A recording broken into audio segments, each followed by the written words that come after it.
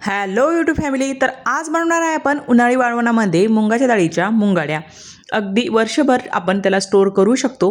तर चला मग मुंगाच्या डाळीच्या मुंगाड्या कशा बनवायच्या तर रेसिपी बघू. तर त्यासाठी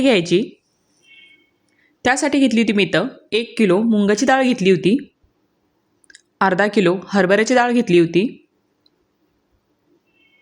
नंतर इकडं मुंगाची डाळ भिजू घातली. मुंगाची आणि हरभऱ्याची डाळ दोन्ही पण भिजू घातल्या.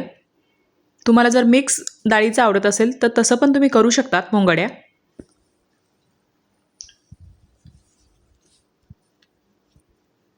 आणि इथं आपण मुंगाची डाळ भिजू घातली. नंतर हरभऱ्याची डाळ पण भिजू घातली.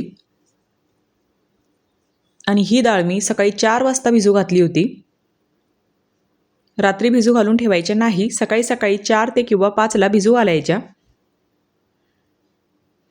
आणि इथं व्यवस्थित आपल्या डाळी दोन्ही पण भिजून निघल्या होत्या. 1 ते 2 पाण्याने स्वच्छ धुवून घ्यायच्या. आणि मुंगड्यासाठी लागणारं वाटण बघूया. तर त्यासाठी घेतलं होतं मी इथं कोथिंबीरीच्या काड्या, बारीक चिरलेली कोथिंबीर, जिरे, लसण, लाल मिरच्या. नंतर इकडं मिक्सरला डाळ बारीक करून घेऊया. मुंगाची डाळ अगोदर बारीक करूया. त्यात अजिबात पाणी घालायचं नाही. आणि अशी आपण इथं बारीक करून घेतली होती मुंगाची डाळ.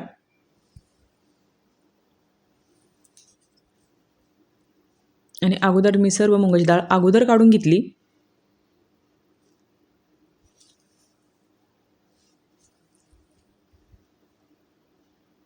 नंतर काढायची हरभऱ्याची डाळ. आणि याच्यामध्ये थोडं पाणी घालायचं. हरभऱ्याची डाळ लवकर बारीक होत नाही म्हणून थोडं पाणी घालायचं.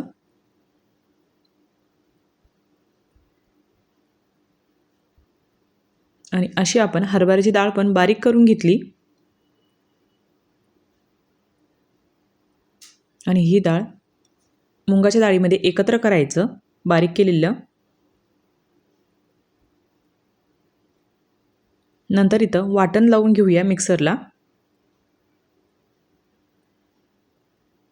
जिरे, लसण, कोथिंबीर, लाल मिरची. आणि नंतर जे आपण अगोदर डाळीचं बॅटर बारीक केलं होतं त्यात घालायचं.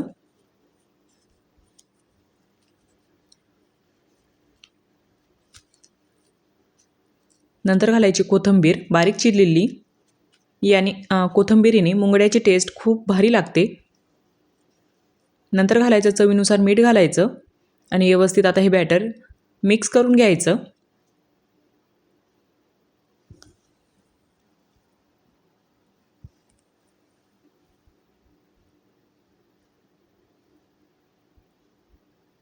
असं पूर्णपणे हे व्यवस्थित मिक्स करायचं.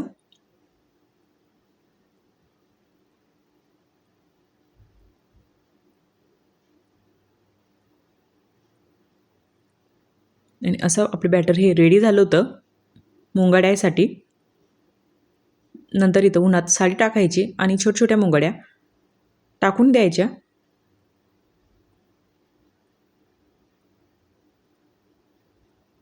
आणि सर्व मुंगाड्या अशा मी करून घेतल्या होत्या.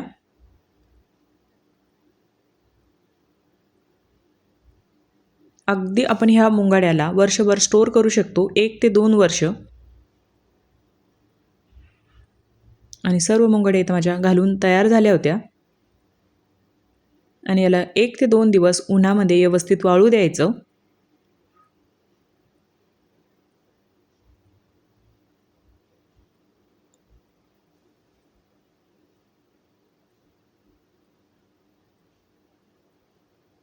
आणि 1 ते 2 दिवसांनी अशा मुंगड्या काढून घ्यायच्या. नंतर